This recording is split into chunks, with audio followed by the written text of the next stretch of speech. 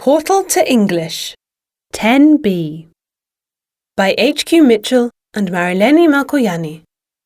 Published in copyright MM Publications 2022. Class Audio Material. Module 6. Success. 6A. Reading.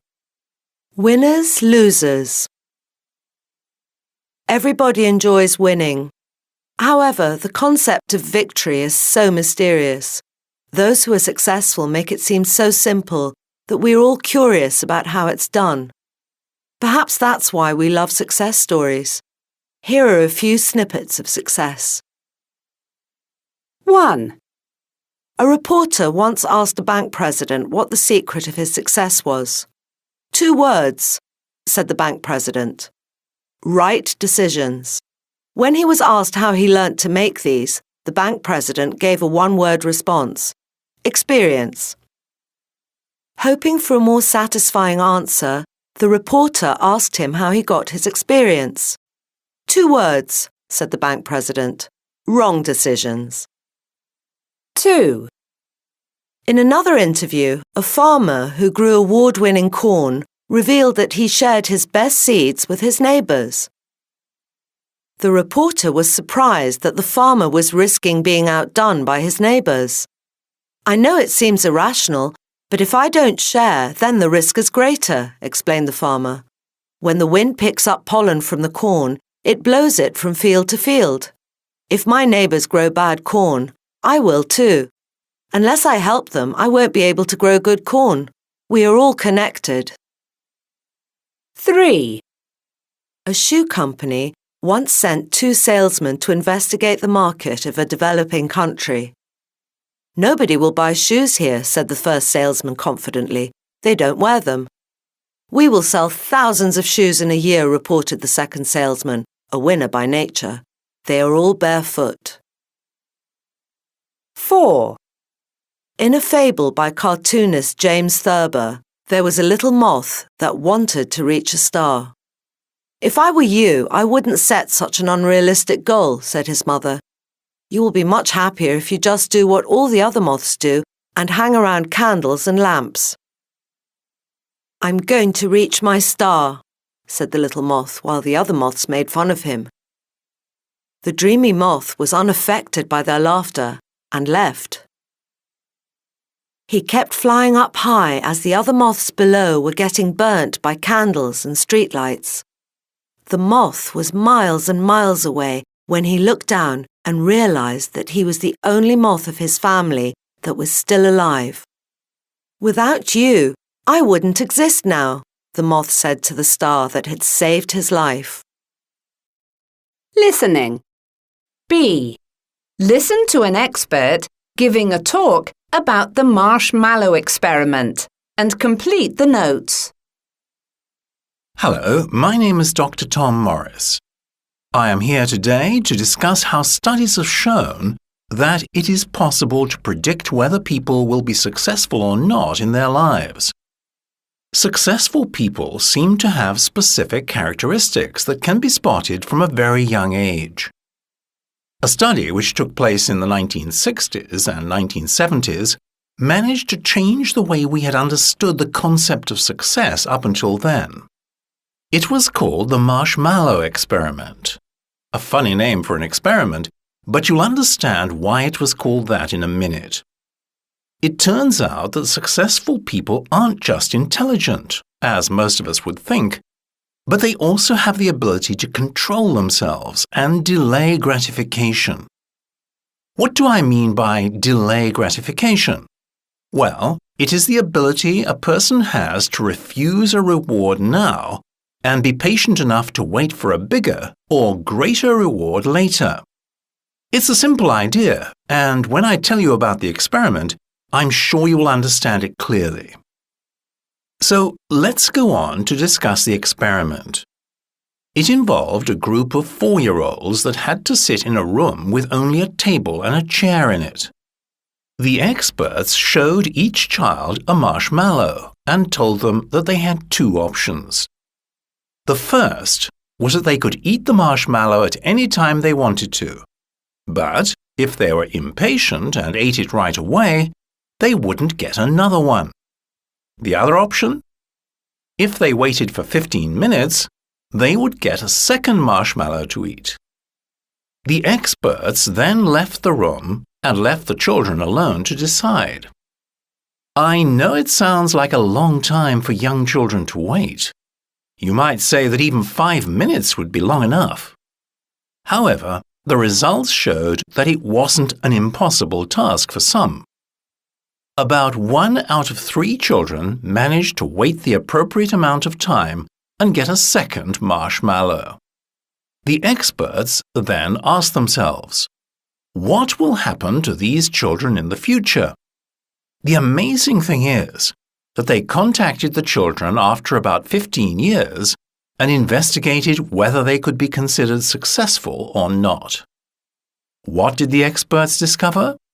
It turns out that the ones who were able to delay gratification were indeed the ones who got better marks at school, had better relationships with their teachers, parents, and friends, and also showed a greater ability to cope with stress and other problems, proving that they were more successful than the others. This experiment has been conducted in many other countries and 6b. Reading. Early success. At the age of 7, young mathematician Eric Drake made headlines when he appeared on a talent show and impressed the world with his cleverness and his lightning mathematics abilities. He became known as a young genius, and his life changed. Newspapers wanted to interview him, TV shows wanted to meet him, and universities wanted to teach him. His career was laid out ahead of him, and it promised to be a bright one. At 9 years old, he received a scholarship to study mathematics at university, and he graduated with top marks 2 years later, which is quite a feat. He was asked to stay on as a professor teaching university students nearly twice his age. However, now approximately 16 years old, the teenager has announced he is taking a break from maths and giving up his position at the university. Many people can't understand why. Eric's success brought him many advantages. To begin with, it meant he could focus on what he loved, maths. Because of his talents, his teachers let him put all his efforts into maths. He never got in trouble when he didn't try properly in other subjects or forgot to do his homework, because he was always an excellent maths student. And everyone knew he was going to become a famous mathematician. His success also brought him fame. People recognized him on the street. He was invited to popular social events and interesting university lectures. And he was also incredibly well known on social media. Of course, he made a lot of money as well. Even as a child, he took his family on exciting holidays. And best of all, he could afford to go to any university in the world, even without a scholarship. Being famous brought me many opportunities, he told reporters yesterday. I've done things most people can only dream of. I've studied with some amazing scientists and mathematicians. I've traveled the world, and I've met some of the greatest minds of our time, including many of my personal heroes in science and maths. So, why is he giving it all up? Eric admits that being famous has disadvantages. You feel that you have to do better and better. It's a lot of stress. Maths always relaxed me, but when I found myself unable to focus on a problem, I knew the stress was starting to get to me. Eric had a very different childhood from most children. While his friends were playing football and riding their bikes, he was indoors studying. I worked hard, very hard, and I feel I missed out on a lot. I didn't have time for any other hobbies. He also feels that the pressure of being in the public eye can be too much.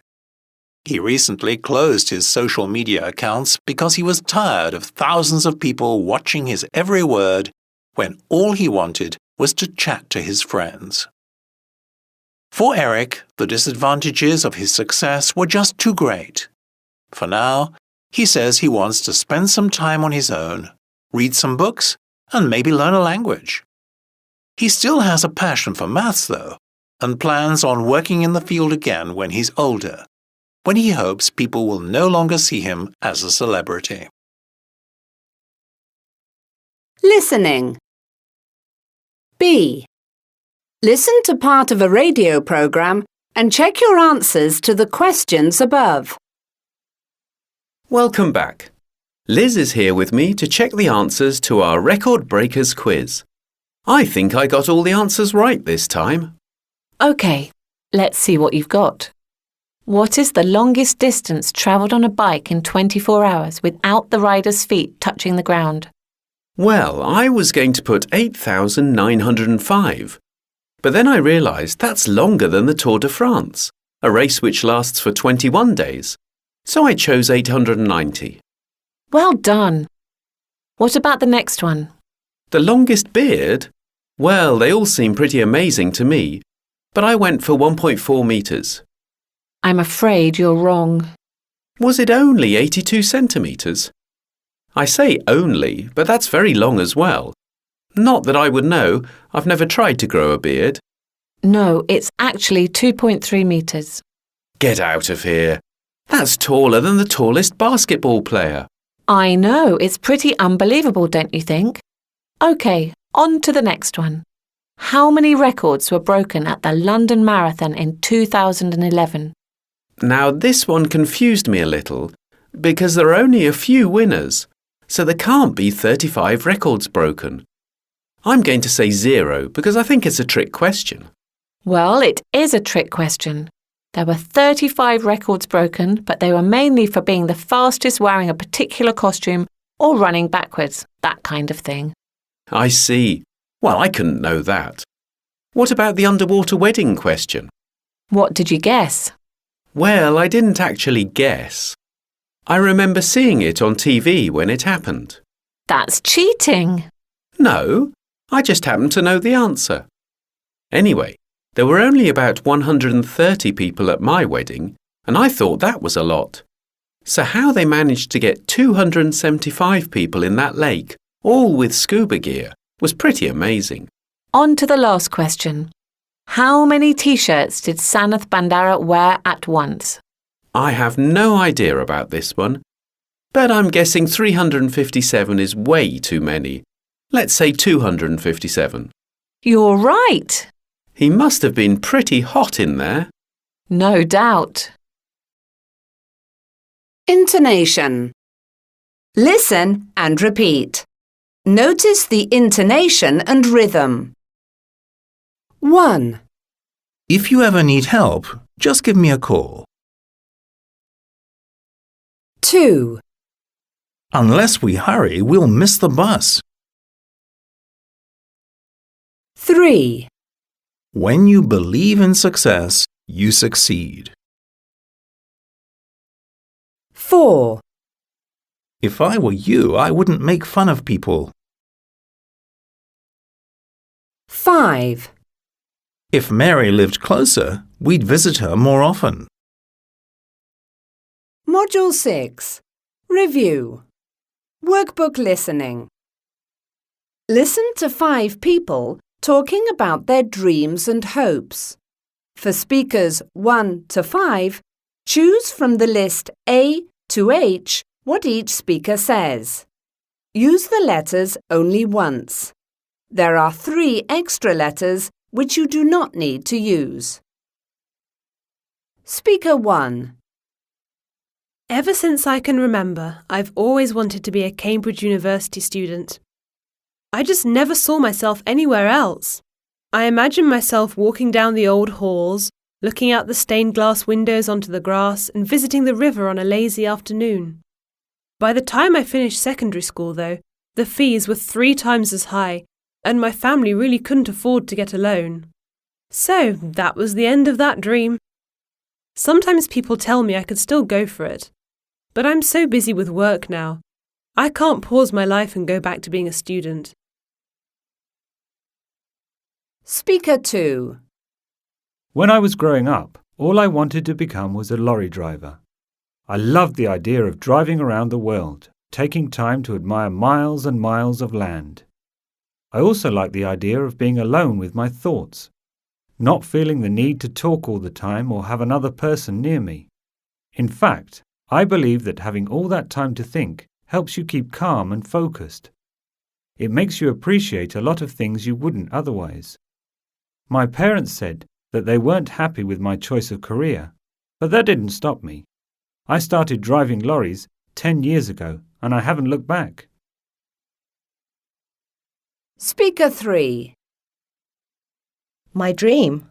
To be a published author, of course. I mean, I've always written stories. When I was younger, I would even draw pictures to go with them. I went on to study English literature and am now working as a secondary school teacher. But when I go home and write my stories, my creativity comes alive. I think I'm closer to being published now than when I was a kid. I'm reaching out to people, giving them stuff to read so they can give me an opinion, using my blog to upload a few pages here and there. Hopefully I'll get noticed, sooner rather than later. Speaker 4. My hopes for the future are pretty simple. I want my family to be together. I want us to be healthy and happy. I definitely would like to have my own business, be more independent and stop relying on others to provide for my family. It would be nice if we could move to a larger house, with a back garden, and a tree house, Daddy, my daughter always says. I would like to be able to afford to put my kids through university and help them create a life for themselves. And eventually I would like to retire at an age when my wife and I will still be healthy and energetic enough to travel a bit. Speaker 5. I've always liked cooking, and from an early age I would make cakes and biscuits for my family. They enjoyed them, and I loved trying out new recipes. Later at university, I was studying chemistry, which was interesting, but all I remember from those years was having fun cooking and baking with friends. During my last year, my cousin offered me a job at his bakery in Berlin. I wasn't enjoying university much, so I considered quitting and following my dream. But I stuck to it and found a job at a factory. There isn't a day that goes by that I don't regret that decision. Oh well, maybe one day. I'm still young. I still make great cakes for friends and family, though. Culture page. Qatar Airways, a success story. Qatar Airways' advertising campaign phrase, "Going places together," is very catchy and is more than just nice-sounding words. Qatar Airways is one of the airline industry's biggest success stories because of its strong commitment to taking people from one place to another in the best way possible. The company has grown extensively since its creation in 1994, and during the business year 2015 to 2016, Qatar Airways celebrated accommodating over 30 million passengers in the air. Today, Qatar Airways serves more than 150 destinations and has a fleet of over 206 passenger and cargo planes. Under the effective leadership of His Excellency Mr. Akbar al-Baker, the company has made all the right moves, becoming a powerful market leader, both in the Middle East as well as all over the world. Achieving this level of popularity comes from keeping customers satisfied, and there are many ingredients that are required in the recipe called satisfaction when it comes to airlines. Safety is a major factor that Qatar Airways has carefully considered. It is worth noting that it was the first airline to obtain the International Air Transport Association's Operational Safety Audit certification in 2003, laying the path for others to follow. Also, the company's aeroplane fleet has an average age of 5 years and is one of the youngest in the world. Aeroplanes that are newer are usually more reliable, so both employees and passengers can feel more relaxed when flying with Qatar Airways. Comfort and luxury are also features that are essential for travellers when they are going places, and this is exactly what they are getting with Qatar Airways. One of the many examples is the first-class section. It offers travellers abundant legroom with seats that can become flat beds. In addition, seats offer massage functions and an entertainment system. Along with its well-respected image in the air, since April 2014, Qatar Airways has a modern hub, Hamad International Airport in Doha, which can accommodate up to 30 million passengers per year. Of course, all of these factors are appreciated by travellers from all over the world, and this is why Qatar Airways was named Airline of the Year for the 5th time in 2019 at the Skytrax World Airline Awards. Over 21 million people voted to get the result, so winning 5 times is certainly something the company can be proud of. Popularity also brings responsibilities. People, companies or organisations that have achieved success should also lead the way for others to follow when it comes to helping the less fortunate. In 2012, Qatar Airways joined in a partnership with the Educate a Child EAC programme. The goal of the programme is to help the 61 million children all over the world who do not have access to primary school education. Qatar Airways has accomplished so much since it started in 1994, and the sky is the limit for this success story. Module 7. H2O. 7A. Reading. 20,000 leagues under the sea. I looked out of the window of the Nautilus and saw what my companion Ned Land was staring at. Before my eyes was a sea monster worthy of myth and legend. Its 8 long tentacles were twice as long as its body, and its mouth was like the beak of an oversized parrot. It was swimming at great speed and staring at us with its enormous green eyes. I overcame my horror and took out my sketchbook.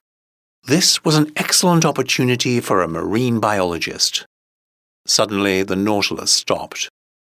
A minute passed and Captain Nemo, followed by his lieutenant, entered the room. I hadn't seen him for some time. I overheard them talking about the monsters. "Have we struck anything?" I asked. "No, Monsieur Arnex. I think one of the giant squid is entangled in the propeller." "What are we going to do?"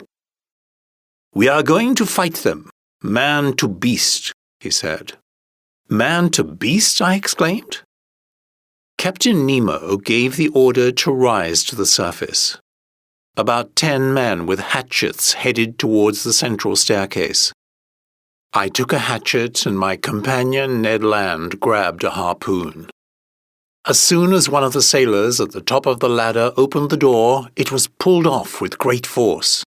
Immediately, one of the tentacles of the squid slid down into the opening like a gigantic snake. With one blow of his hatchet, Nemo cut the tentacle off the squid. Then we all rushed out. What a scene! By the time I got outside, one of the beasts had grabbed a sailor with its tentacle and was throwing him around like a feather. He struggled, but it was no good. I shall hear his cries for the rest of my life. Captain Nemo and his lieutenant threw themselves on the beast, but it shot out black liquid, and we were blinded for an instant. Enough time for the monster to disappear along with the sailor. 10 or 12 squid attacked the sides of the Nautilus, and we fought them as best we could. Suddenly I turned around and saw Ned on the floor. He was fighting bravely until a tentacle knocked him over. A squid was about to cut him in two with its beak. Luckily, Nemo rushed to his rescue and hit the beast with his hatchet. After a quarter of an hour of fighting, the monsters left us at last. Captain Nemo, obviously exhausted, gazed at the sea that had swallowed one of his companions, and his eyes filled with tears. Listening. B. Listen to a documentary. What is the purpose of the documentary? Choose A, B, or C.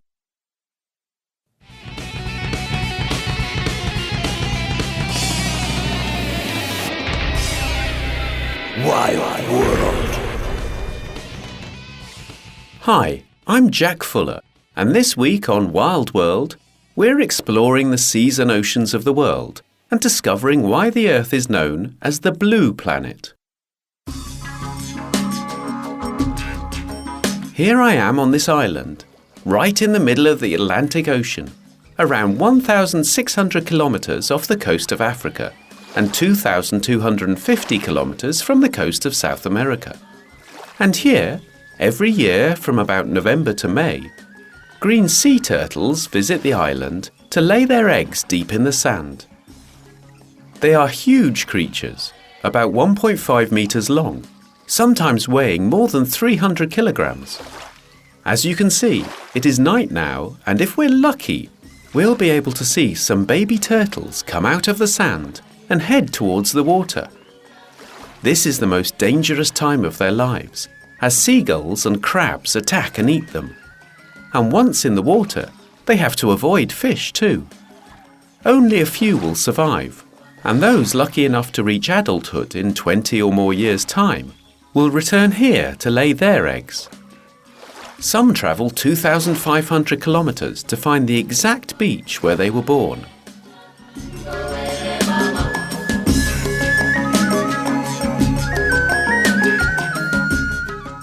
At the moment, I am at a depth of 3,600 metres in the Atlantic Ocean. I'm inside a submersible, specially designed for deep-sea diving. It is completely black down here.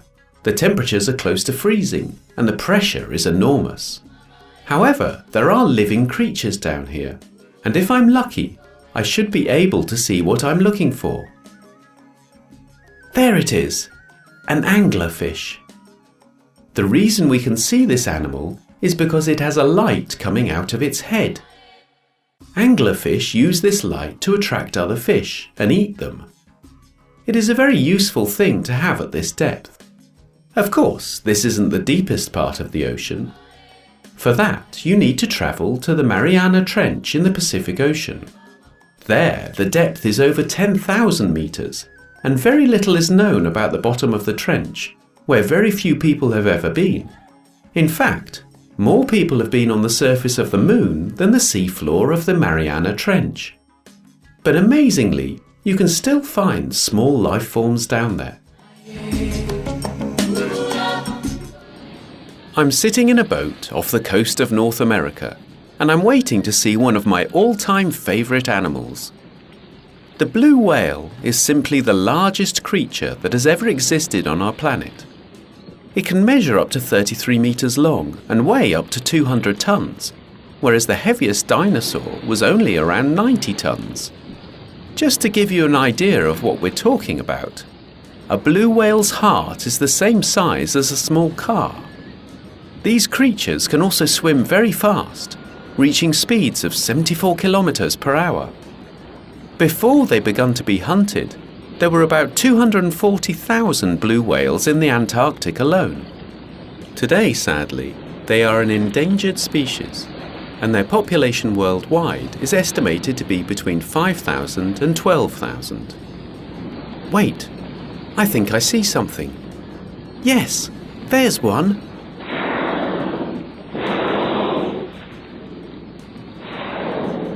Wow! Look at that!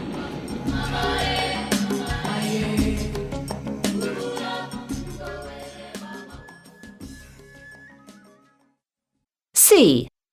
Listen again and write T for turtles, A for anglerfish, or W for whales.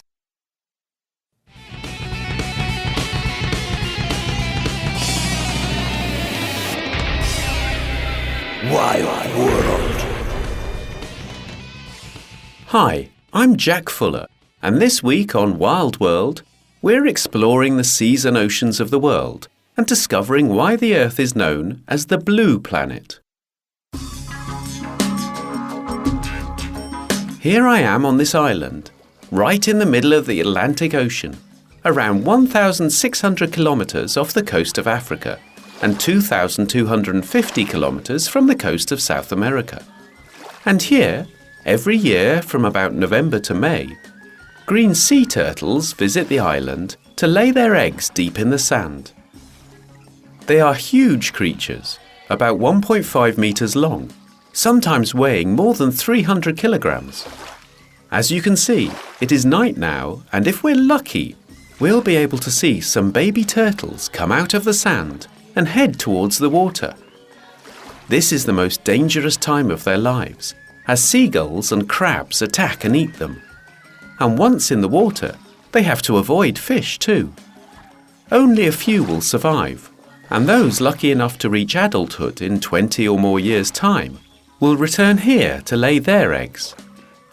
Some travel 2,500 kilometres to find the exact beach where they were born.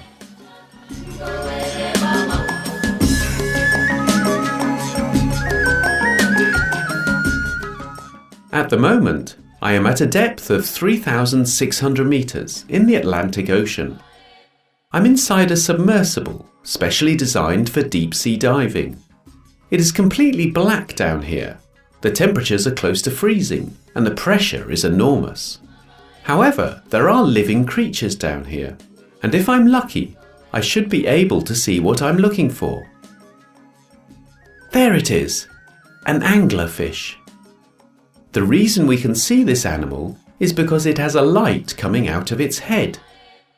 Anglerfish use this light to attract other fish and eat them. It is a very useful thing to have at this depth. Of course, this isn't the deepest part of the ocean. For that, you need to travel to the Mariana Trench in the Pacific Ocean. There, the depth is over 10,000 metres, and very little is known about the bottom of the trench, where very few people have ever been. In fact, more people have been on the surface of the Moon than the seafloor of the Mariana Trench. But amazingly, you can still find small life forms down there.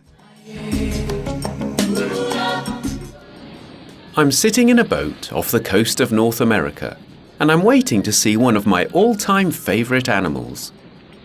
The blue whale is simply the largest creature that has ever existed on our planet.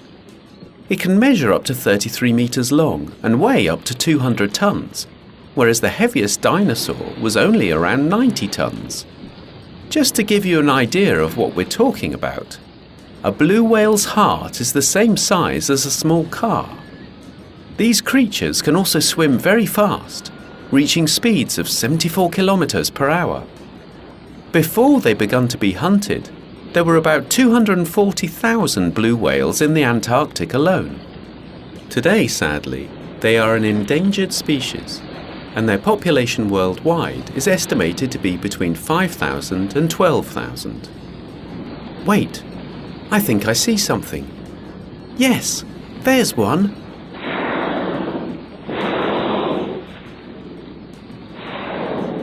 Wow! Look at that!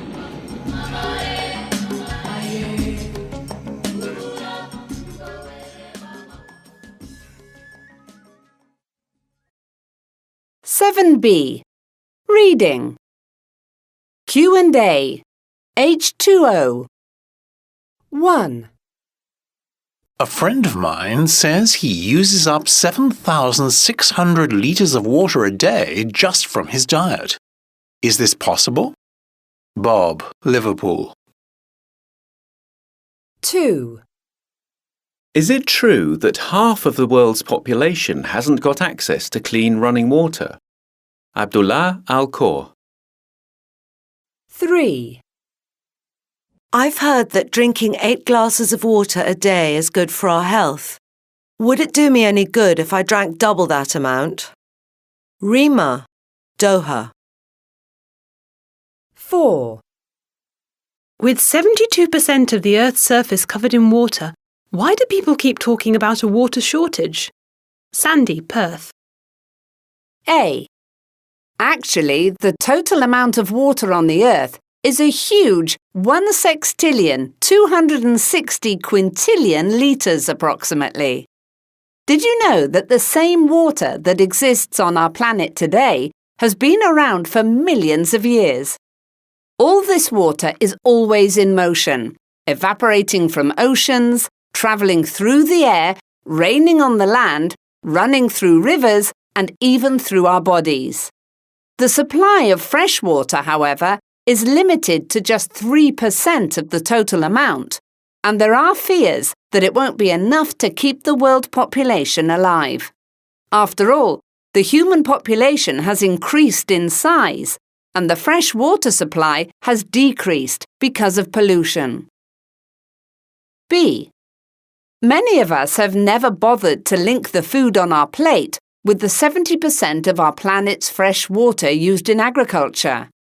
For instance, we think that a cup of instant coffee requires the use of just a cup of water. However, it takes about 140 litres of water to produce a teaspoon of coffee beans. And if you add some toast with a slice of cheese along with your coffee, then you can add another 49 litres to the total amount of water required for your food supply. Add all this up, and that's just 189 litres of water for a simple breakfast. A day's supply of food for an average family of 4 requires around 26,000 litres of water.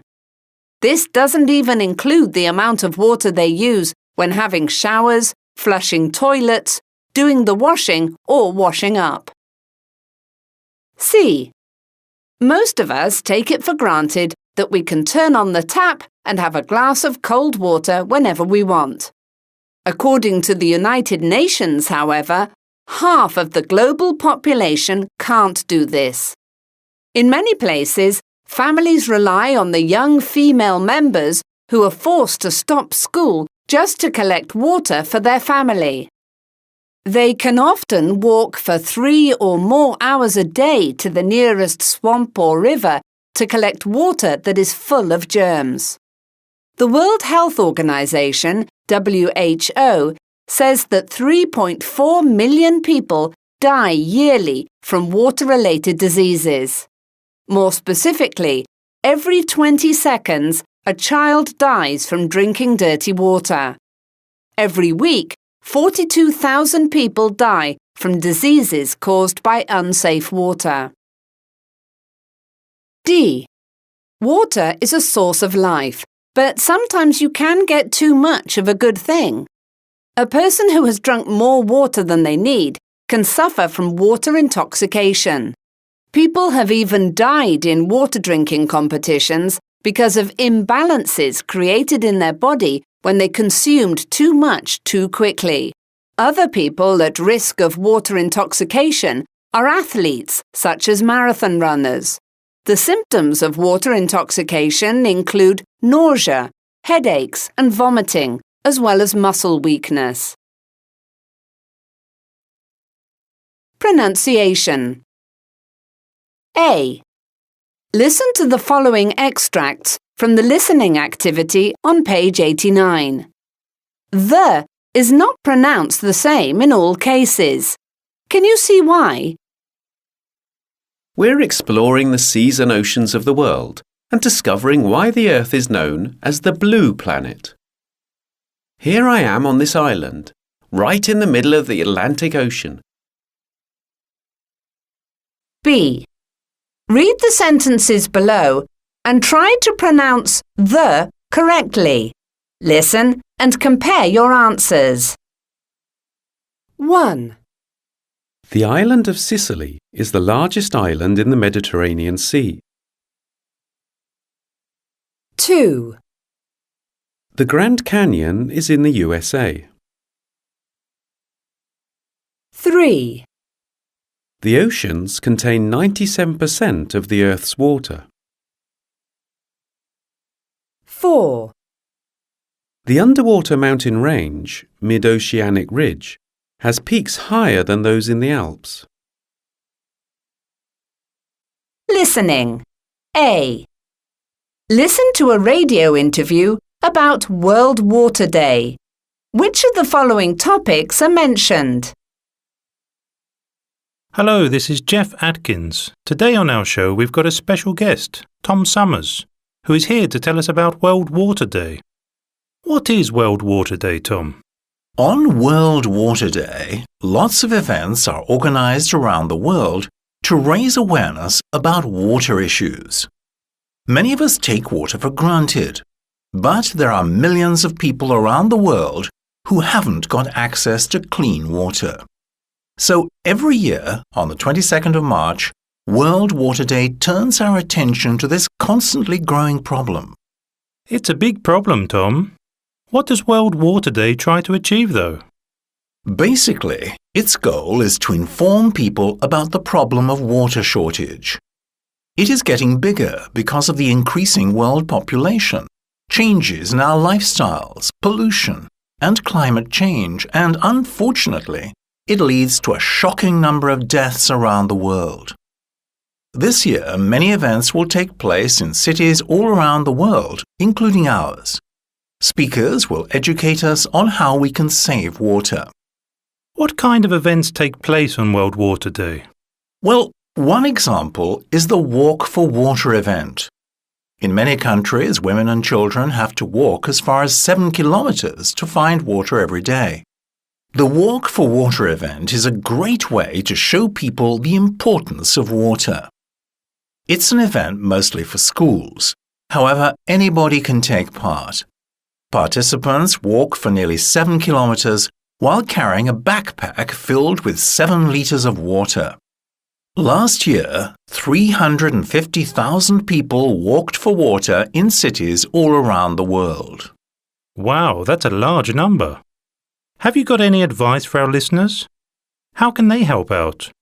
Well, first of all, we should all try to decrease our water footprint, which shows how many liters of water we use every day, not just by brushing our teeth and showering, but also the water we consume based on the food we eat and the products or services we use. For instance, 1,020 liters of water are used just to produce 1 liter of milk. And for 1 kilogram of beef, you need about 15,000 liters of water. A vegetarian, for instance, consumes less water daily than somebody who eats meat. In fact, up to thousands of liters less. That's interesting. How can we learn more about World Water Day?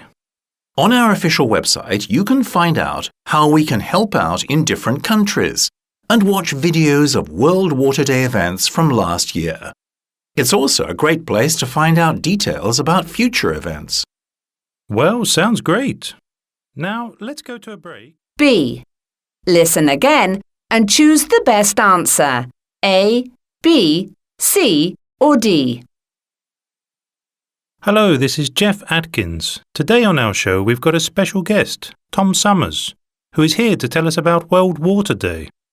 What is World Water Day, Tom? On World Water Day, lots of events are organized around the world to raise awareness about water issues. Many of us take water for granted, but there are millions of people around the world who haven't got access to clean water. So every year, on the 22nd of March, World Water Day turns our attention to this constantly growing problem.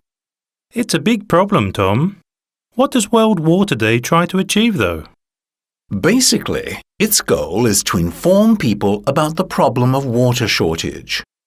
It is getting bigger because of the increasing world population, changes in our lifestyles, pollution, and climate change, and unfortunately, it leads to a shocking number of deaths around the world.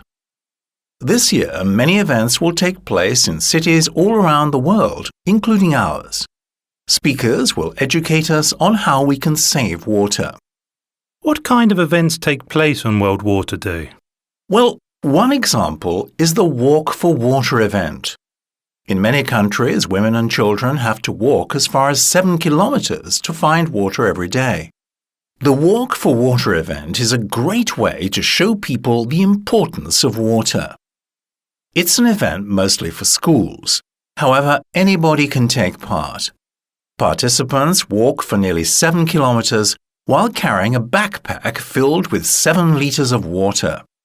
Last year, 350,000 people walked for water in cities all around the world. Wow, that's a large number. Have you got any advice for our listeners? How can they help out? Well, first of all, we should all try to decrease our water footprint, which shows how many litres of water we use every day, not just by brushing our teeth and showering, but also the water we consume based on the food we eat and the products or services we use. For instance, 1,020 litres of water are used just to produce 1 litre of milk. And for 1 kilogram of beef, you need about 15,000 litres of water. A vegetarian, for instance, consumes less water daily than somebody who eats meat. In fact, up to thousands of litres less. That's interesting. How can we learn more about World Water Day? On our official website, you can find out how we can help out in different countries and watch videos of World Water Day events from last year. It's also a great place to find out details about future events. Well, sounds great. Now, let's go to a break. Module 7. Review. Workbook listening. C. You will hear people talking in 5 different situations. For questions 1 to 5, choose the best answer, A, B, or C. 1. Hi, Tony. Where have you been? I went to fill up the car with petrol. What took you so long? Did you go to the supermarket too? No, I didn't. I met Steve on the way back and we went for a coffee.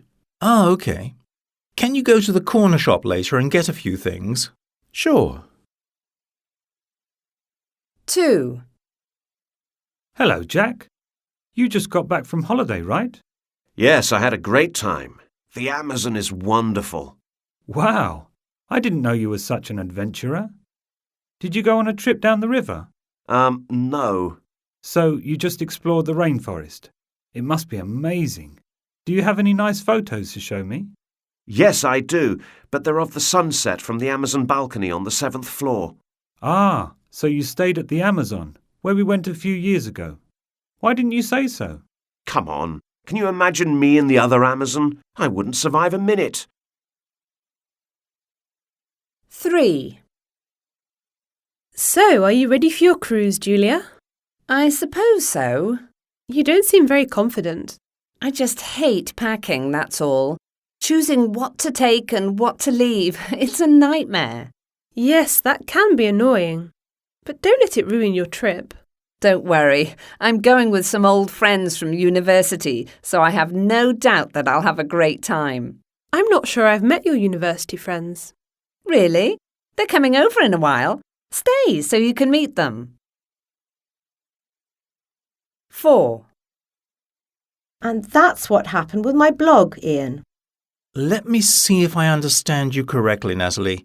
Your blog has information about events. In the local area, that's right. And you're saying that a newspaper wants to put a link to your blog on their website. Yeah, it seems like my blog has become very popular. In other words, people prefer your blog to the newspaper's website. Exactly. It's crazy, isn't it? 5. You're not seasick, are you? No, I'm okay. So, how was your first night in the cabin? I'd rather not talk about it. That bad? I know it's pretty tiny, but what can I do? No, there was plenty of room, and it wasn't as cold as I thought it would be. Yeah, I once stayed there in the winter and it was freezing. But when was the last time you cleaned in there? Huh? It's filthy. Do you mind if I get to work on it? No, go ahead. Module 8. Green Living. 8A. Reading. The Green Wall of China. In ancient China, several walls were built over 2,700 years ago to protect the north of the empire from enemy attacks and intruders. Throughout the ages, these walls were joined together, were made bigger and stronger, and became known as the Great Wall of China. Today, China has to deal with a different kind of intruder, the Gobi Desert. This time, the wall they have decided to build is made of trees instead of stone. Every year, about 3,600 square kilometres of China's grasslands are taken over by the Gobi Desert. It is a serious environmental problem which results in the loss of valuable agricultural land in the region and also in the increase of devastating sandstorms that seriously affect Beijing. In 1978, China introduced the Green Wall project. This involves a series of human-planted strips of forest which are designed to be about 4,500 kilometres long on the completion of the wall by around 2050. The idea was to increase the forested area in China from 5% to 15% and block the expanding desert as well as the dust carried by the wind. The Green Wall has become the largest tree planting project the world has ever seen. In 2009 alone, China planted about 59,000 square kilometres of forest, creating the largest artificial forest in the world. Trees are planted by farmers, but ordinary people have been involved too, planting 56 billion trees in the past decade. Aerial seeding over wide areas has also been used to speed up the process. For obvious reasons, fast-growing trees have been chosen, such as poplar and larch. Chinese forestry scientists say that these trees are better at absorbing carbon dioxide and producing oxygen than slow-growing trees, which is great news for reducing global warming. However, over the years, the Green Wall project has had to face some problems as well as criticism. The forests use up a lot of groundwater in areas where water is scarce. Also, because there is little variety in the trees that are planted, the areas that are created aren't a suitable habitat for animals and other plants which are normally found in forests.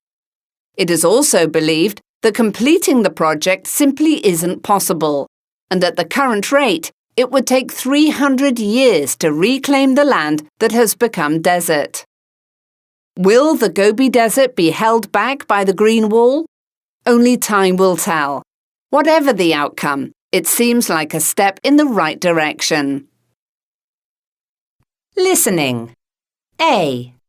Listen to 4 extracts related to the environment and match them with the correct forms of communication A to E.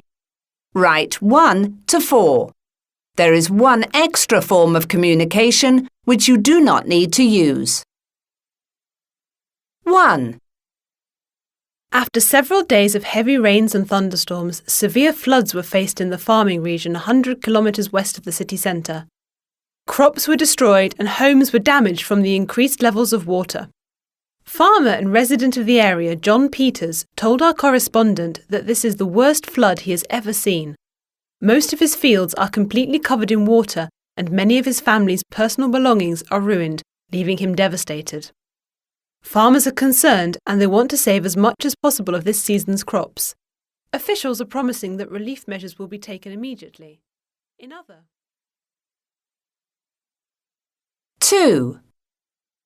Well, I don't see what's the big deal. Personally, I hate cold weather. Global warming means I can go swimming all year round. So why not let it get warmer and warmer? Are you crazy? Haven't you understood a word of what scientists are saying? If the temperatures keep rising, the ice caps in the poles will melt. As a result, sea levels will rise, causing massive flooding. And yes, you will be able to go swimming all year round, in your back garden. So what? If the ice caps were smaller in size, it would be easier to dig for oil in the Arctic, which would mean cheaper petrol for us. Think about how much more often we could use our cars. I give up, Brian. You are completely out of your mind. 3. What a crazy week!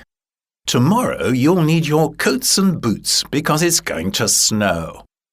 The morning will start out cloudy with a temperature of -3 degrees Celsius, and towards noon, we will see some light snow beginning to fall, which will continue late into the evening hours.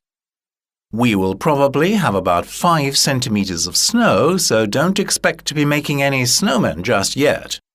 Drivers will, however, need to show extra caution on slippery roads. The snowy weather isn't going to last for long, though. On Tuesday, the sun will shine again. The temperature will rise to a high of 5 degrees Celsius, and the snow will disappear. 4. Good afternoon. Yesterday, some residents of Winterdale complained about the government's decision to build a wind farm just outside their town. On the line, I have Emily Taylor from the Environmental Protection Agency. Hello, Ms. Taylor. Good afternoon. What exactly will this wind farm be like? Well, 15 turbines will be built on the hills just outside Winterdale, providing 20% of the town's total electricity. Now, farmers in particular aren't happy at all about the wind farm. Well, what farmers need to realise is that these wind turbines will be on top of the hills, where there are no farms and hardly any farmland. OK, but some bird protection organisations are worried because these huge turbines kill a lot of birds. It's true that turbines sometimes kill birds accidentally, but compared to other man-made structures, the number is very small. OK, thank you, Ms. Taylor. Now let's go over to... B. Listen to one of the extracts again. What is its topic? Good afternoon. Yesterday, some residents of Winterdale complained about the government's decision to build a wind farm just outside their town. On the line, I have Emily Taylor from the Environmental Protection Agency. Hello, Ms. Taylor. Good afternoon. What exactly will this wind farm be like? Well, 15 turbines will be built on the hills just outside Winterdale, providing 20% of the town's total electricity. Now, farmers in particular aren't happy at all about the wind farm. Well, what farmers need to realise is that these wind turbines will be on top of the hills, where there are no farms and hardly any farmland. OK, but some bird protection organisations are worried because these huge turbines kill a lot of birds. It's true that turbines sometimes kill birds accidentally, but compared to other man-made structures, the number is very small. OK, thank you, Ms. Taylor. Now let's go over to... C. Listen to the same extract. Tick which technique or techniques the interviewer uses to prompt the interviewee to speak. Good afternoon. Yesterday, some residents of Winterdale complained about the government's decision to build a wind farm just outside their town. On the line, I have Emily Taylor from the Environmental Protection Agency. Hello, Ms. Taylor.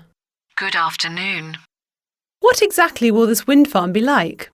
Well, 15 turbines will be built on the hills just outside Winterdale, providing 20% of the town's total electricity. Now, farmers in particular aren't happy at all about the wind farm.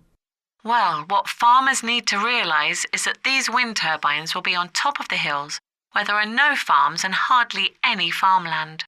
OK, but some bird protection organisations are worried because these huge turbines kill a lot of birds. It's true that turbines sometimes kill birds accidentally, but compared to other man-made structures, the number is very small. OK, thank you, Ms. Taylor. Now let's go over to... 8b. Reading. To meet or not to meet. More and more people are not only cutting down on meat, but are also turning to vegetarianism for health reasons. However, are vegetarians healthier than meat eaters? Is meat bad for our health, or is it nutritious? Here is what two experts, Brian Wilton and Amanda Simmons, who have looked into the matter, have to say. The human body needs a variety of nutrients to function properly, which doesn't necessarily mean that you have to include meat in your diet. You can be a vegetarian and also be healthy at the same time. Studies have shown that vegetarians, along with vegans, live up to 10 years longer than meat eaters. This possibly occurs because meat contains fat, that can lead to many diseases, and vegetarianism helps prevent them. Also, meat eaters are 9 times more likely to be obese. A healthy vegetarian diet should include a great variety of fruit and vegetables, which provide vegetarians with calcium, iron, fibre, and many other vitamins and minerals. Complex carbohydrates like grains and cereals should also be a part of their diet. Simple carbohydrates like sugar, bread, and pasta should be avoided. Vegetarians should also get their protein from nuts, seeds, beans, eggs, and dairy products. It is no surprise that many vegetarians have healthy cholesterol levels, low blood pressure, and a lower risk of developing heart disease or diabetes. It is a common myth that vegetarians end up not getting enough iron or other vitamins. If they have a balanced diet and get nutrients from different sources, this is not a problem. Brian Wilton, nutritional consultant. Many vegetarians argue that their diet makes them healthier than non-vegetarians. However, cutting all types of meat out of your diet is risky. Studies have repeatedly shown that vegetarians who fail to have a balanced diet can exclude many essential vitamins or nutrients from their diet. This, in the long run, can easily lead to malnutrition. Meat is the best source of protein, a substance which protects our immune system and builds our muscle mass. Red meat is a good source of iron and vitamin B. So, vegetarians need to do some very careful planning and replace meat with other kinds of food, which will give them these nutrients. This, however, is not very easy. For example, protein which you get from beans or dairy products isn't the same type of protein you get from meat. I'm not saying that I don't see the benefits of a vegetarian diet or that we should eat red meat every day. Don't get me wrong. I would like to point out that if we want to be healthy, we should stick to a balanced diet which includes lots of fruit and vegetables, dairy products, and a little bit of meat. Amanda Simmons, member of the Dietetic Association. Listening. You will hear people talking in 6 different situations. For questions 1 to 6, choose A, B, or C. 1. Hi, Jason. Is that your dinner? Yeah. Have you given up with your diet then? What do you mean? Look at the size of that steak. It's huge. I see no problem with a little bit of protein. And I have some spinach and carrots too. Delicious. And no chips? Well, I'm not going to lose weight eating chips, bread and cakes, am I? It's just empty calories. Whatever you say. 2. So, Mr. Anderson, how are you feeling? Very well. I haven't had any stomach aches for a while, so I think the diet is working. Are you eating a lot of meat? Not really, but I'm trying to increase the amount of calcium in my diet. Yes. Make sure you get a lot of calcium, but I also think you could do with a little more meat. OK, Doctor. 3. Hello. Would you like fish or beef? What do they come with? The beef comes with potatoes and cauliflower, and the fish has a green salad. OK, the beef, I suppose. There you go. I saw someone with pasta over there. Yes, that's the vegetarian meal. Would you like that instead? Yeah, that would be much better for me. Jean, do we have any vegetarian meals left? No? It's OK, don't worry about it. I'm fine with this.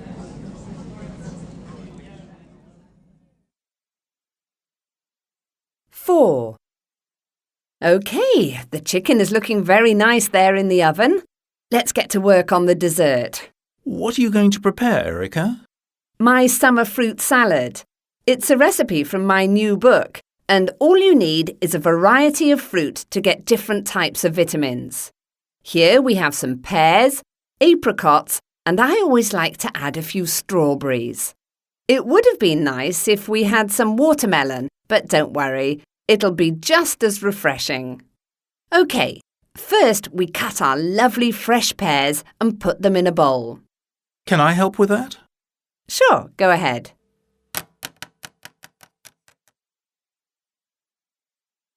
Five.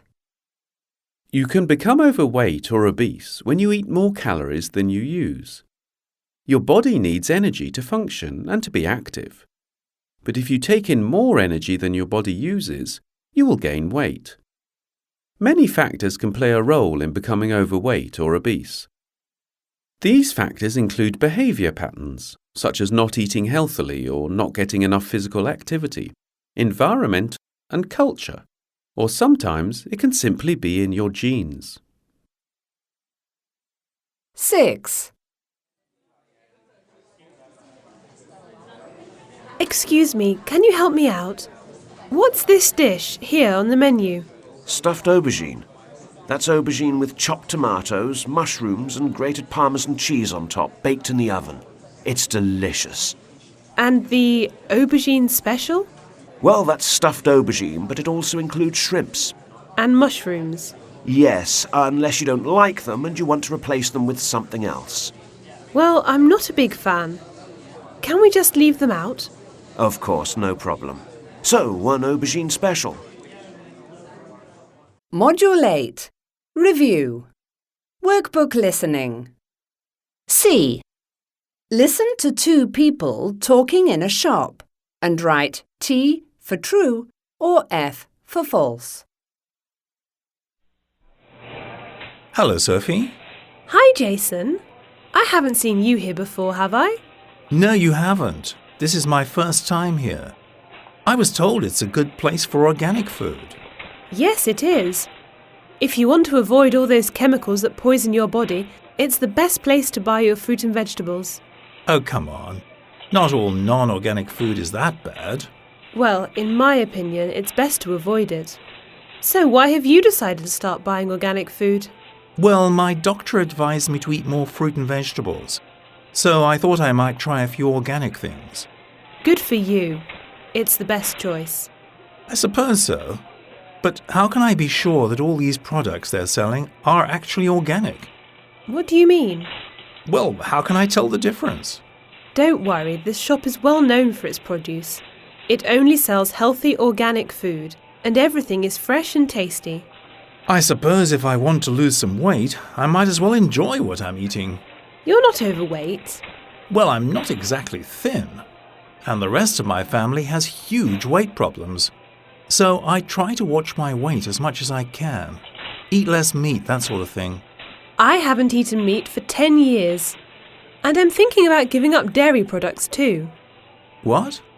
No milk or cheese? No way. I couldn't do that. It's just a way of life, Jason. So, you're really into green living then? Growing your own food, making your own clothes? I haven't started making my own clothes yet. But none of my clothes are made out of man-made materials. In fact, this jumper is made from 100% wool from a farm that a friend of mine owns. She sells her wool to a shop that makes organic clothing. It's very nice, I have to admit. I'll tell you where it is. Great. Culture page. Oxygen Park. A breath of fresh air. Education City, the large area in Doha with the top international schools and universities, has opened its doors and now offers new experiences to more than just its students. Known as the green lung of Education City, the recently completed Oxygen Park is a beautiful outdoor recreational area open to visitors, students and locals who want to exercise, relax or play. The park covers an area of 130,000 square meters, and its design brings to mind the landscape of the surrounding desert with its wind-shaped rocks. Visitors to Oxygen Park can walk along 7,000 meters of paths through areas with impressive gardens consisting of more than 100 types of plant life, including the Arabic gum, gaff, samar, salam, as well as the cedar tree. Alternatively, they can take a walk near the cool waterfalls, or just take a much-needed break from everyday life on the park's grass-covered areas. The park is divided into two sections. The sports section has got 2 levels, and it is a sport lovers' playground, as well as a meeting point in Doha for the National Sports Day celebration. On the ground level, there are horse riding tracks which are thought to be one of the park's biggest attractions. Below ground level, there are 3 bowl-shaped fields that have 1,600 meters of running track around them. These fields include pitches used for a variety of activities and 2 volleyball courts. The lower area running track is half covered in order to protect runners from the sun. In the evening, the beautifully lit park will offer a pleasant experience for those who choose to train there during the difficult hotter months. Oxygen Park, however, is not just for athletes. The second section has got the heritage area with buildings of historical value from the early 1900s and a children's play area, which make it ideal for all ages. In general, these recreational areas, many of which offer protection from the sun, are perfect for anyone who wants to explore the area, picnic, or just relax. Visitors can walk freely from one part of the park to another, since there is nothing that separates it into particular sections. In fact, there is complete access to the park's neighboring areas, so families with young children should keep their young ones close. Education City's green lung has really changed the face of Doha, encouraging people to be active and socialize. Task, Modules 7 and 8. C. Read the statements below and decide if they are true or false. Then, listen to part of a talk on saving water and check your answers.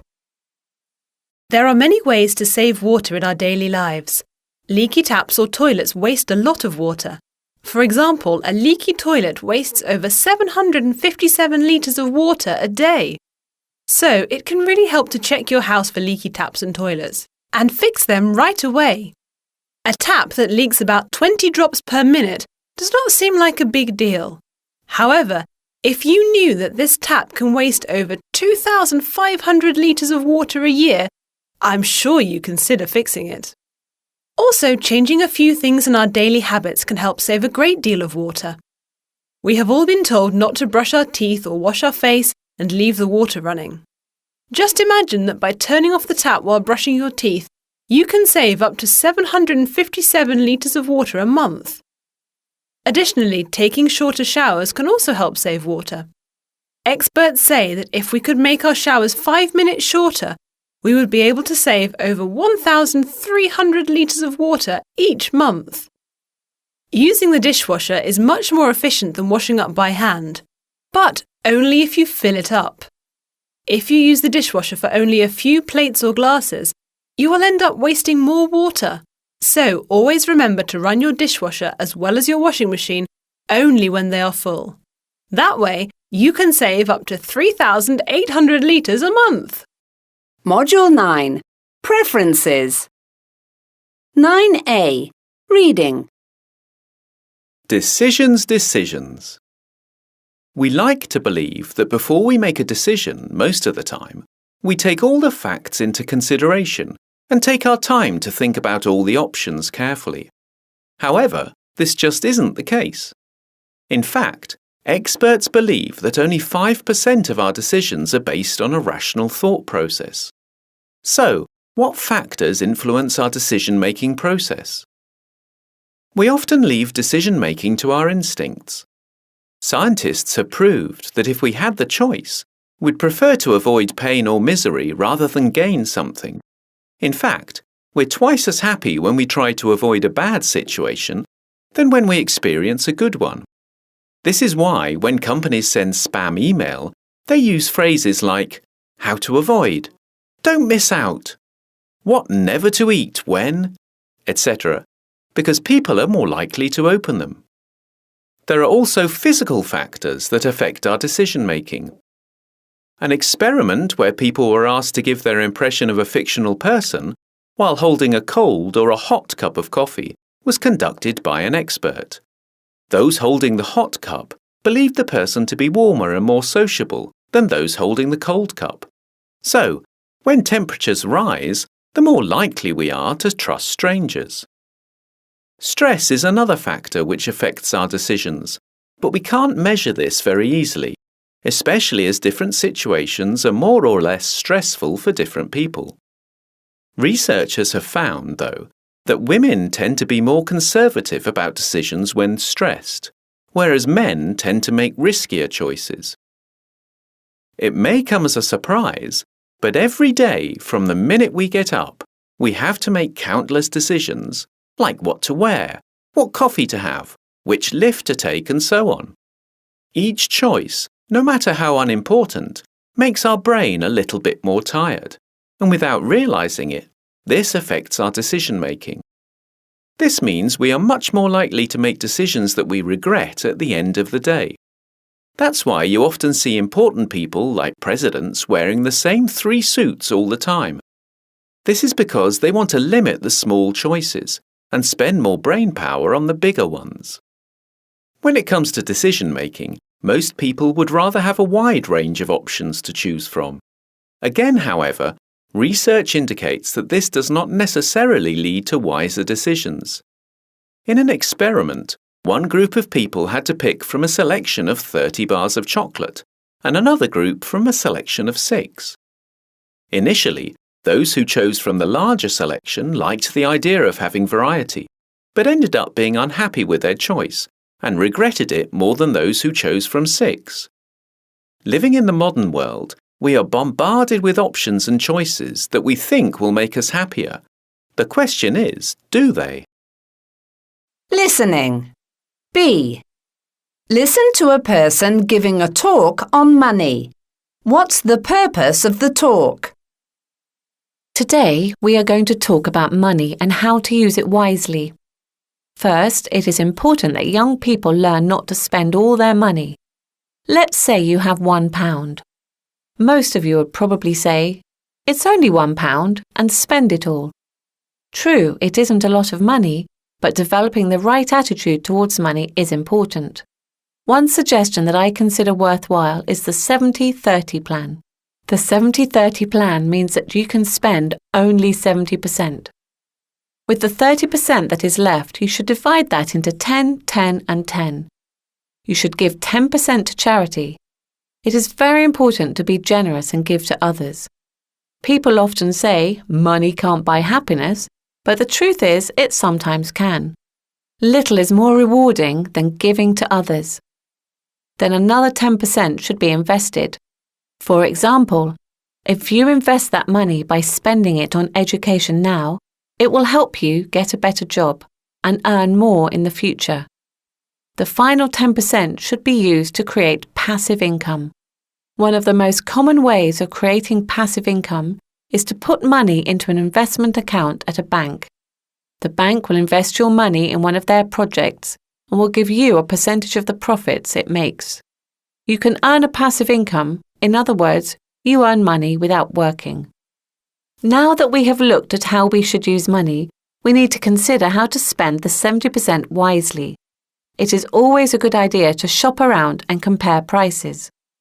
Today, it is easier than ever because most shops have websites, so you can find what you want and compare prices before you even leave your house. There are things that you need to be aware of when at the shops too. Shops are designed to appeal to your senses.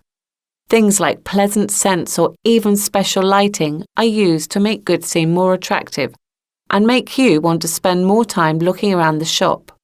If you aren't careful, you'll spend more than you had planned. Also, it is wise to be careful when there is a sale or when something is on special offer. Sale prices don't always mean the best prices. Other shops may always sell the same item at a low price. Finally, you should buy the things you really need, but you should also consider spending money on experiences because they are the things that will stay with you for the rest of your life. Money is a useful tool. It allows us to buy the things we need help others, invest in our future and gain experiences, so use it wisely. C. Listen again and answer the questions. Today, we are going to talk about money and how to use it wisely. First, it is important that young people learn not to spend all their money. Let's say you have £1. Most of you would probably say, "It's only £1," and spend it all. True, it isn't a lot of money, but developing the right attitude towards money is important. One suggestion that I consider worthwhile is the 70-30 plan. The 70-30 plan means that you can spend only 70%. With the 30% that is left, you should divide that into 10, 10 and 10. You should give 10% to charity. It is very important to be generous and give to others. People often say, money can't buy happiness, but the truth is, it sometimes can. Little is more rewarding than giving to others.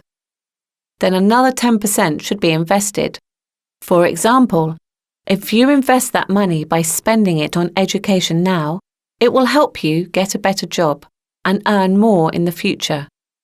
The final 10% should be used to create passive income. One of the most common ways of creating passive income is to put money into an investment account at a bank. The bank will invest your money in one of their projects and will give you a percentage of the profits it makes. You can earn a passive income, in other words, you earn money without working. Now that we have looked at how we should use money, we need to consider how to spend the 70% wisely. It is always a good idea to shop around and compare prices. Today, it is easier than ever because most shops have websites, so you can find what you want and compare prices before you even leave your house. There are things that you need to be aware of when at the shops too.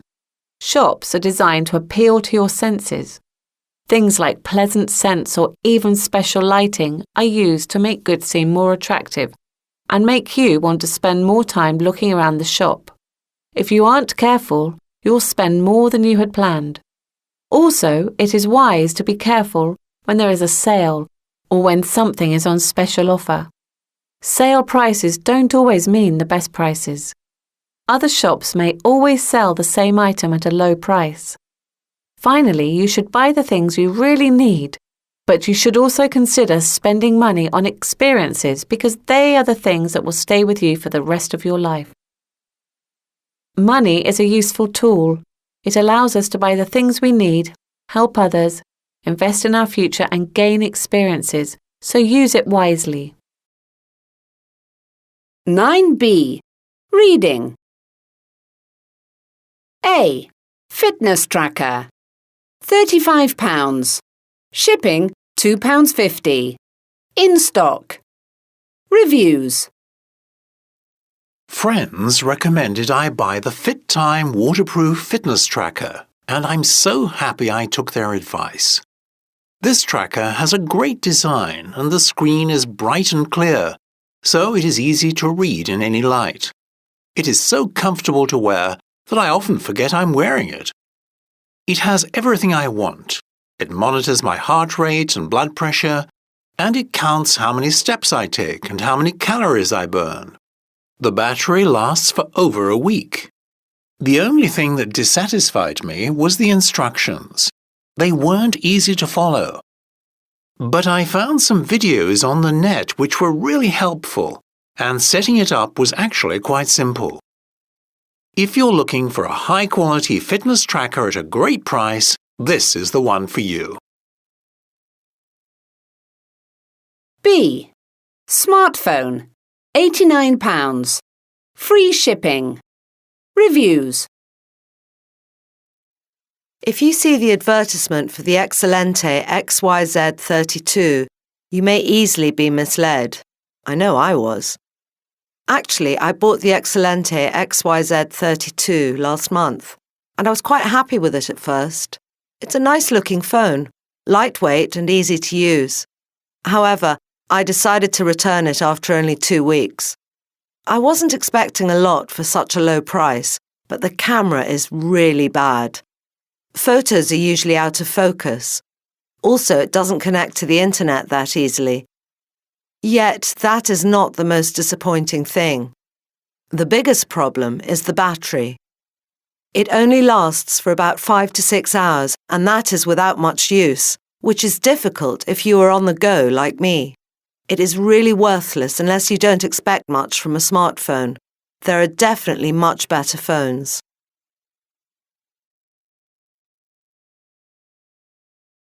C. Backpack. £40. Free shipping. Only 4 left in stock. Reviews. I often have to travel for work, so I needed a backpack that was both attractive and practical. The Swiss Pack 900 is just what I wanted. It has a very stylish design, and the amount of space it has is amazing. I can't believe how much I can fit in it. There are hidden pockets too, where I can put important things like my passport or money when I travel. The pockets on the front are perfect for things like keys or business cards. I often had difficulty fitting my laptop in my old backpack, but it fits easily into the padded compartment of the Swiss Pack. An added plus for me is the USB port. I never knew how much I needed one until I bought this bag. I can now charge my phone anywhere I am. I've even ordered one for my brother.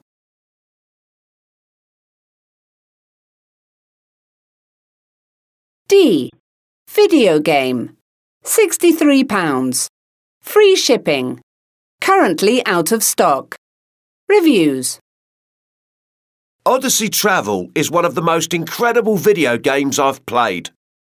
In the beginning, the game is easily mistaken for a rather complicated game, but it doesn't take long to get the hang of it.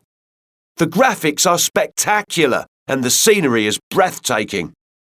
The characters are realistic, unlike the usual robot characters in other games. Also, the voice actors really do a fantastic job of bringing the characters to life. As you progress through the game, you slowly uncover a fascinating story. My biggest complaint is that it is expensive for the playtime you get. It took me only 25 hours to finish the game. Intonation. A. Listen and repeat. Notice the stressed words and how the focus of the sentence changes, affecting the meaning. I prefer the red T-shirt. I prefer the red T-shirt. I prefer the red T-shirt. B. Listen to the sentence below, spoken with different words stressed each time. Consider the meaning and match each sentence to the correct answer. Sentence 1. I'd rather buy a house in the countryside. Sentence 2. I'd rather buy a house in the countryside. Sentence 3. I'd rather buy a house in the countryside. Sentence 4. I'd rather buy a house in the countryside. Listening. A. Listen to a conversation between a man and a customer service representative. Was the representative's call successful? Hello? Good afternoon, Mr. Thompson. It's Tompkins, actually. Oh, I'm sorry. My name's Sophie, and I'm calling from Globophone. I understand you've made a request to cancel your contract with us and move to another company. Is that right? Yes. Can I ask you the reason why? Well, there are a few, actually. Perhaps I can persuade you to change your mind. We have some great offers at the moment, and I can get you a good deal on a smartphone. I have a smartphone, and I'm not cancelling my account because it's expensive. Please tell me why, then. Well, to be honest, I'm pretty dissatisfied with your level of service. Oh. I mean, I've called countless times to change the name on my bill, but you get it wrong every time. Well, there must be some misunderstanding, but that is something I can correct right now. It's Mr. Thompson, right? It's Tompkins. Oh, yes, sorry again.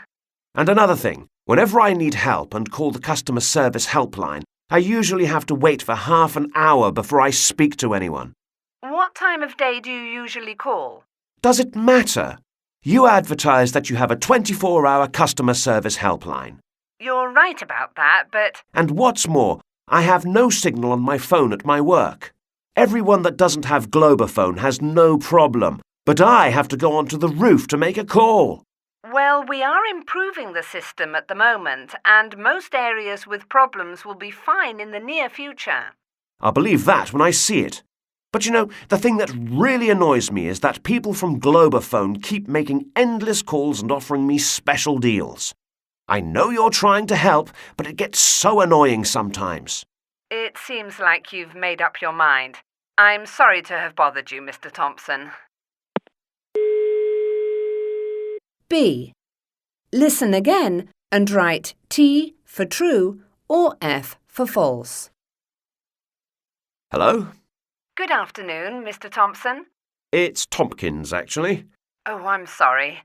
My name's Sophie, and I'm calling from Globophone. I understand you've made a request to cancel your contract with us and move to another company. Is that right? Yes. Can I ask you the reason why? Well, there are a few, actually. Perhaps I can persuade you to change your mind. We have some great offers at the moment, and I can get you a good deal on a smartphone. I have a smartphone, and I'm not cancelling my account because it's expensive. Please tell me why, then. Well, to be honest, I'm pretty dissatisfied with your level of service. Oh. I mean, I've called countless times to change the name on my bill, but you get it wrong every time. Well, there must be some misunderstanding, but that is something I can correct right now. It's Mr. Thompson, right? It's Tompkins. Oh, yes, sorry again. And another thing, whenever I need help and call the customer service helpline, I usually have to wait for half an hour before I speak to anyone. What time of day do you usually call? Does it matter? You advertise that you have a 24-hour customer service helpline. You're right about that, but... And what's more, I have no signal on my phone at my work. Everyone that doesn't have Globophone has no problem, but I have to go onto the roof to make a call. Well, we are improving the system at the moment, and most areas with problems will be fine in the near future. I'll believe that when I see it. But you know, the thing that really annoys me is that people from Globophone keep making endless calls and offering me special deals. I know you're trying to help, but it gets so annoying sometimes. It seems like you've made up your mind. I'm sorry to have bothered you, Mr. Thompson. Module 9. Review. Workbook listening. C. Listen to an announcement at a shopping centre and complete the flyer below. Hello, shoppers. Are you looking for some great offers? Then look no further than Metro City Shopping Centre. For 1 week only, we are going mad with our special offers. No need to search around overpriced shops. Metro City has everything you need, and you can find some real bargains. Feeling athletic? Then get down to Sport World, where there is 40% off all basketball clothing. There's also a 30% discount on trainers, and all footballs are half price. What else do you need? How about getting a new tablet or smartphone? Get down to DigiPlanet, where they are all half price. You can also get 3 video games for the price of 2. Why not pick up a game console while you're there, with a 30% discount that ends this week? Now that's an offer worth considering. Are you on a tight budget and need something for the kids? There are some amazing toys at Toys for You. There is a 40% discount on wooden toys this week, and all stuffed animals are half price. You'll definitely find something worth buying down there. And when you finish shopping, take the kids to the Kids Fun Park on the 4th floor. It's a world of fun for all children under 8 years old, with only a £5 entrance fee. At Metro City, you can have a fun day out without spending too much money. The shopping centre opens at 9 o'clock every morning and closes at 9 at night, except on Sundays when it stays open till 8. So, what are you waiting for? Get down to Metro City today. Module 10. That's challenging. 10A. Reading. Somewhere in the center of the great North American continent, there is a dry and inhospitable desert, which has, for many years, prevented the spread of civilization. This miserable and barren landscape combines mountains, valleys, rivers, and enormous plains, which in winter are white with snow and in summer grey with dust. A lonely traveller stood on the northern slope of the Sierra Blanco, from where he could see this huge land of miserable nothingness.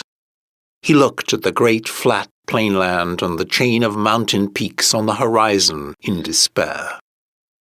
There was no sign of life, no movement on the dull grey earth, and no sound to break the absolute silence.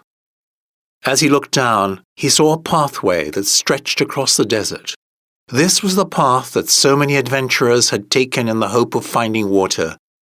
But what became of them was clear, as here and there were white objects which shone in the sun and stood out against the grey sand. They were bones, some large and some small. They belonged to oxen and men. It is difficult to say if the traveller was nearer to 40 or to 60. His face was thin and worn. His eyes were sunken in his head. The hand which held the rifle was like a skeleton's. It was clear that he was dying. Dying from hunger and from thirst. He had climbed here in hope of seeing some signs of water, but there was none, and so he realized that his journey had come to an end and that he was about to die. Before sitting down, he put his useless rifle and a large bundle which he was carrying with immense difficulty on the ground. The minute the bundle touched the ground, a cry was heard, and a small, scared face with bright brown eyes appeared from it. "You've hurt me," said a child's voice. "Have I?" the man asked gently. "I didn't mean to." As he spoke, he unwrapped the grey blanket that held the bundle together and took out a little girl of about 5 years of age. The child was pale and weak, but her healthy arms and legs showed that she had suffered less than her companion. "How is it now?" he asked anxiously, as she was still rubbing the back of her head. "Kiss it and make it well," she said, showing the injured part to him. "That's what Mother used to do. Where's Mother?" "Mother's gone. I guess you'll see her before long." "Funny she didn't say goodbye. She's been gone for nearly 3 days. Say, it's very dry, isn't it? Isn't there any water or anything to eat?" "No, there isn't anything, dearie. You'll just need to be patient for a while, and then you'll be all right. Put your head up against me like that, and then you'll feel better." After she had done that, the child fell asleep. He watched over her for some time, but then he too fell asleep. Far away in the distance, a cloud of dust began to rise, and as it came nearer to where the child and man were sleeping, it became clear that a group of nomads was heading in their direction. Listening. B. Listen to 2 extracts taken from a documentary about sand dune bashing. What do the following words mean? 1. Sand dune bashing involves racing cars up and down the steep sand dunes. The dunes rise and fall quite suddenly, so it's much like riding a roller coaster, but with a bit more adventure. 2. Do not ever just turn around on a dune, because it is highly likely that your car will roll over and you will end up upside down. C. Listen to the documentary and answer the questions. The spectacular sand dunes of the Qatari desert are perfect for anyone looking for an intense adrenaline rush. Every weekend, thousands of people head there to enjoy the thrill and excitement they get from their favorite free-time activity, sand dune bashing. Sand dune bashing involves racing cars up and down the steep sand dunes. The dunes rise and fall quite suddenly, so it's much like riding a roller coaster, but with a bit more adventure. The sand shifts, so the car can slip and slide easily, which means drivers really need to know what they are doing before they decide to tackle these dunes. Experienced drivers know exactly what is necessary to drive safely over sand. However, for the rest of us, there are some important safety concerns which we must keep in mind. You can't use just any car. You need a car with a powerful engine that is high enough to be easily driven over the sand. If the engine isn't strong enough to get the car to the top of the dune, you could find yourself falling back down. The tires also have to be wide enough so as to avoid sinking in the sand. Having the right car isn't the only thing you need. Driving over the soft sand can be tricky. Drivers must learn the necessary skills not only to avoid getting stuck or rolling over, but also to know how to get unstuck if they do get stuck. Inexperienced drivers are probably better off booking a desert safari with a tour operator who specializes in sand dune bashing, or taking lessons and using smaller dunes where they can practice and improve their skills without much risk. One thing that a driver must always remember to do is to keep the steering wheel moving. You must follow the shape of the dune. If you try to keep the car going straight, it will quickly sink in the sand, lose its speed, and roll over. Do not ever just turn around on a dune, because it is highly likely that your car will roll over and you will end up upside down. Accidents are common because drivers forget to follow these rules, so always take care. Whether you decide to leave the driving to an expert or do the driving yourself, you are sure to have an amazing experience. 10b. Reading. Will's Ultimate Walkthrough Site. Tales of Simiers 2. Level 9. Castle Idnapila. This next level is pretty easy compared to the previous levels, so you don't need to be an expert gamer. It's a short part of the quest, but only if you know where to go. If you start wandering around the castle, you could be there for hours. Follow the trail along the coast until you reach the castle. Approach from the south. Dismount from your horse and proceed cautiously towards the castle. First, you need to reach the closest tower, but do not attempt to climb the steps. It's a trap. As soon as you're halfway up, soldiers come from in front and behind and surround you. There's no escape. So your best option is to get across the river and climb up the rocks to the tower. However, don't make the mistake of entering the water because there are piranhas in the river. They won't kill you, but they will reduce your strength, and you need all of it to climb to the tower. Take your time as you're climbing up. However, you may attract the attention of the guard. He won't attack you, but he will go and get more guards, so you'd better be quick after that. You have no time to lose. Once at the tower, don't enter it. Grab onto the ledge of the bridge and move across.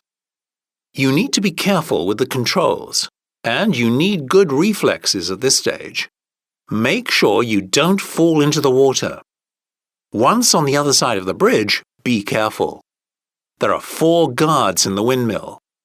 Climb to the top of the windmill without attracting their attention. There you will find the emerald key, which you will need for the next level. Next level walkthrough. Comments. Joe 44. Hi Will, I love this game.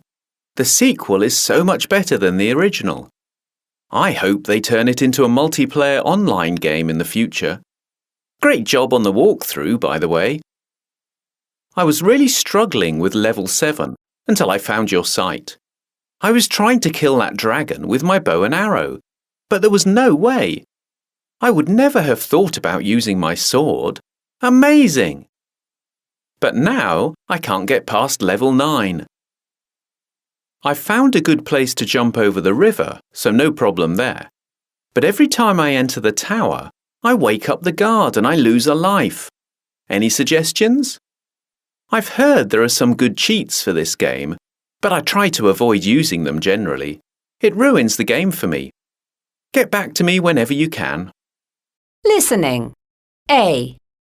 You will listen to an interview with a video game designer. Which of the following do you think will be mentioned? Listen and check your answers. Hello and welcome to Entertainment Now. Video games are becoming more and more popular, and many people believe they will become the #1 choice for entertainment. To learn a little bit more about just how much work goes into making a video game, I have with me today Julian Fellows of Digistar, a company famous for games such as Stargaze, Glass Planet, and Tales of Simiaz. Welcome, Julian. Hi there. So, what is the first stage in making a video game?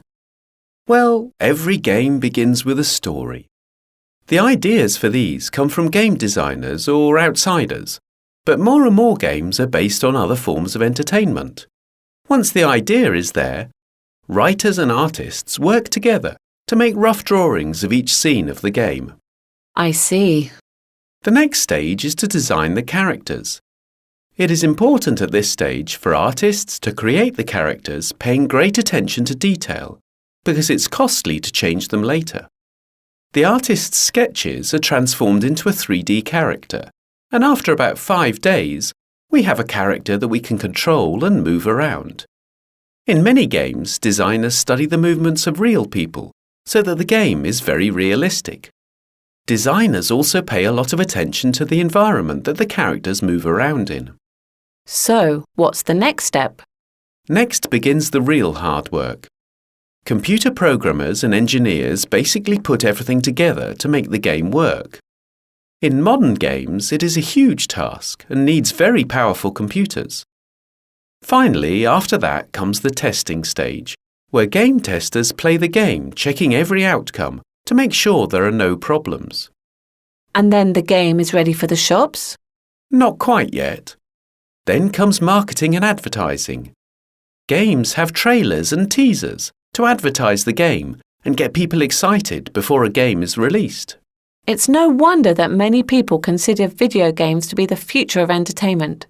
Thanks for coming in today and... B. Listen again and put the stages of the video game designing process in order. Write numbers 1 to 7. Hello and welcome to Entertainment Now. Video games are becoming more and more popular, and many people believe they will become the #1 choice for entertainment. To learn a little bit more about just how much work goes into making a video game, I have with me today Julian Fellows of Digistar, a company famous for games such as Stargaze, Glass Planet, and Tales of Simiaz. Welcome, Julian. Hi there. So, what is the first stage in making a video game? Well, every game begins with a story. The ideas for these come from game designers or outsiders, but more and more games are based on other forms of entertainment.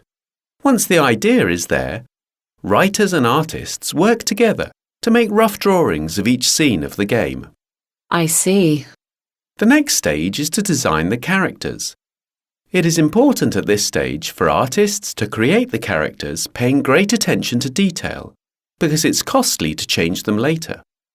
The artist's sketches are transformed into a 3D character, and after about 5 days, we have a character that we can control and move around.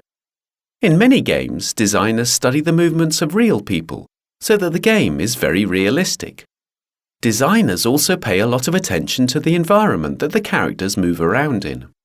So, what's the next step? Next begins the real hard work. Computer programmers and engineers basically put everything together to make the game work. In modern games, it is a huge task and needs very powerful computers. Finally, after that comes the testing stage, where game testers play the game, checking every outcome to make sure there are no problems. And then the game is ready for the shops? Not quite yet. Then comes marketing and advertising. Games have trailers and teasers to advertise the game and get people excited before a game is released. It's no wonder that many people consider video games to be the future of entertainment. Thanks for coming in today. Module 10. Review. Workbook listening. C. You will hear 5 people talking in 5 different situations. For questions 1 to 5, choose the best answer, A, B, or C. 1. Hi, how's it going, Robert? Hello, Peter. Where were you yesterday? What? Oh, Steve's barbecue. I couldn't make it. How was it? I don't know. I usually have a whale of a time at Steve's place, but this time was different. Why's that? Were you bored stiff because he showed you all his holiday photos? I hate it when he does that. No, Mario was there, and he was really getting on my nerves. Oh, now I see. 2. Did you manage to play tennis yesterday, Jim?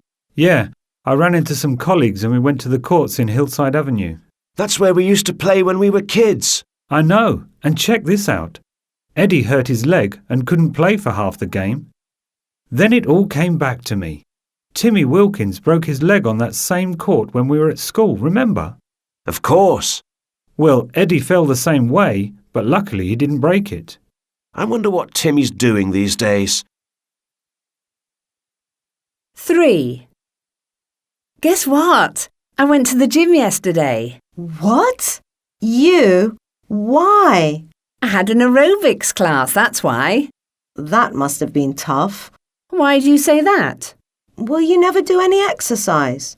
That's because I'm already in good shape. So, it was a piece of cake then? No, it wasn't. I only lasted for about 10 minutes. So no more gym for you? No, I'm going back. I want to try and last for 20 minutes next time. 4.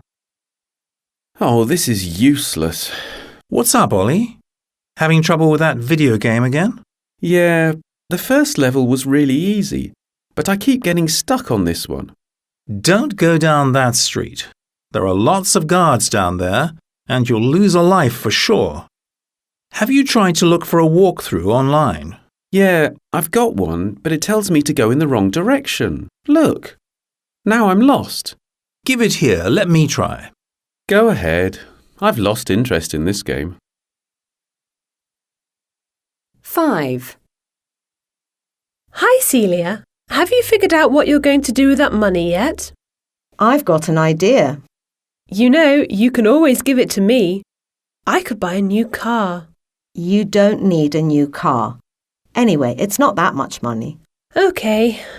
At least let me help you spend it. We could go shopping. No, I think I'll give it to a good cause. Really? That's very nice of you. Well, there are people who need it much more than me. Culture page.